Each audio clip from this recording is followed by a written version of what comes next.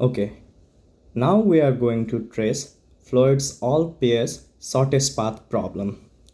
I have got the weighted directed graph here and I have got its corresponding weight table right here.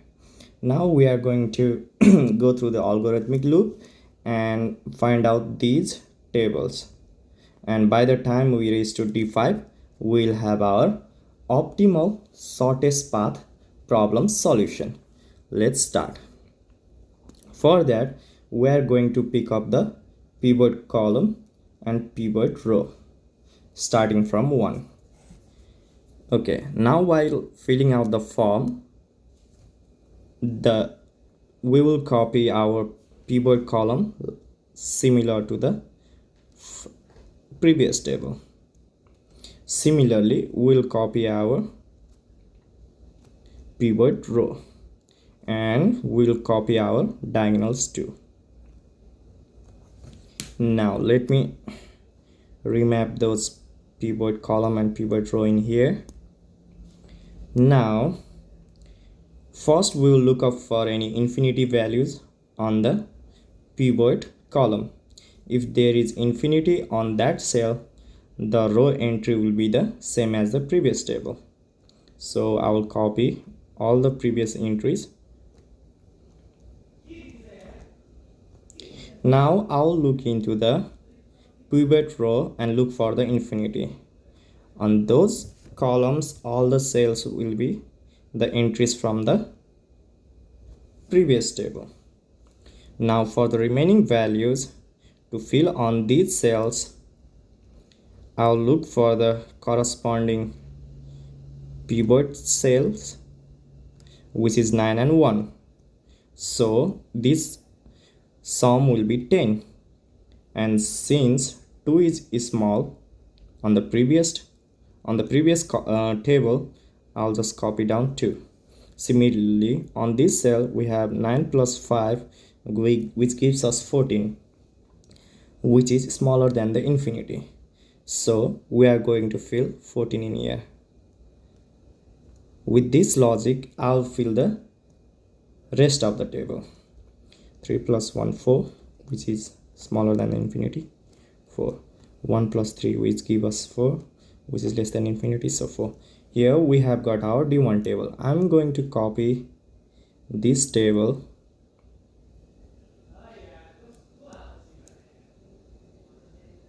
and paste it right here. I'll get rid of the previous pivot point. And now to calculate for D2, I'll choose my pivot column, which is second, and pivot row, which is second. Similarly, like last time, I'll copy my diagonals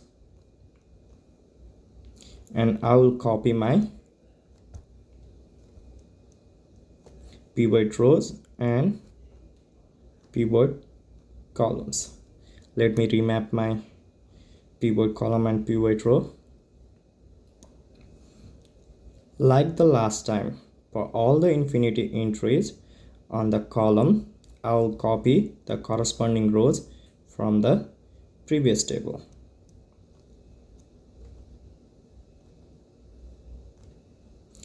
There are no infinity entries on the rows. Now for the missing cells, I'll do the summation of corresponding pivot values and compare with the previous cell value. If it is small, I'll write that down, else it will be the same value from the past table. So let me do that.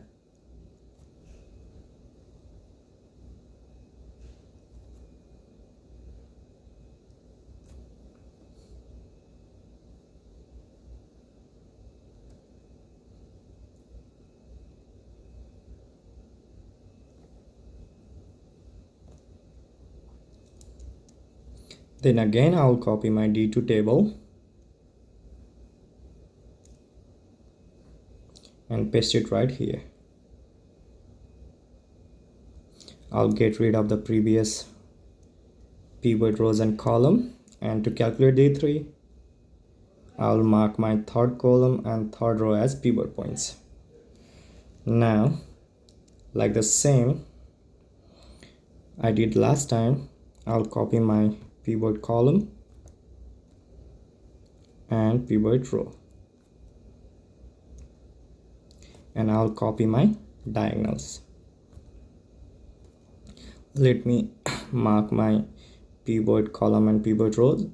So on the pivot column there is no infinity entry, but on the pivot row there are 3 infinity entries. So for those entries columns, I'll copy the previous value.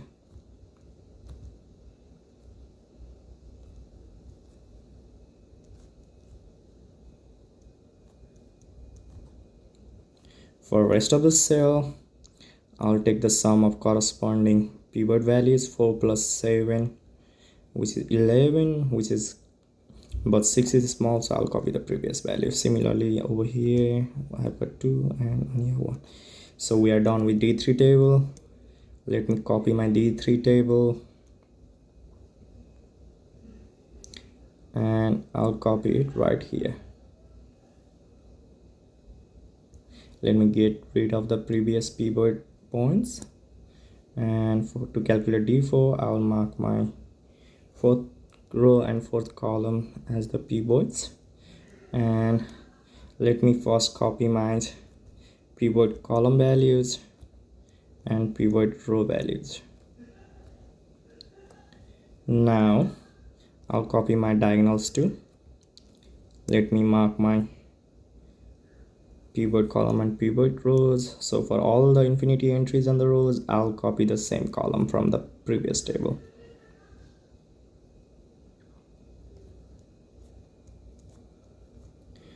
For the rest of it, like I did last time, I'll add and compare it to the previous. 2 plus 1 is 3, which is less than 4. I'll write 3 in here.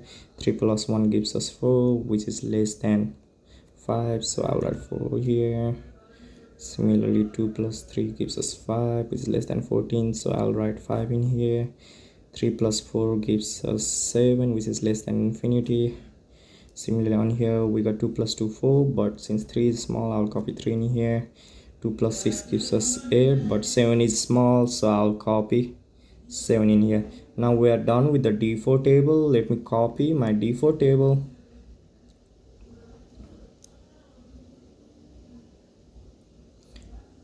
right here. This D5 table should be our optimal solution. So to calculate for D4, I'll mark D5, on D4 table I'll mark 5th column and 5th row as a pivots, and on the D5 table first I'll copy my diagonals and then pivot column from the previous table, and similarly my pivot row. After I do that, let me mark my pivot column and pivot rows, and for the rest of the values I'll do is sum the corresponding pivot values and check with the previous entry on that cell if it is small or larger. I'll take the small value. Over here we got 4 plus 4 8, but 1 is small, I copy 1.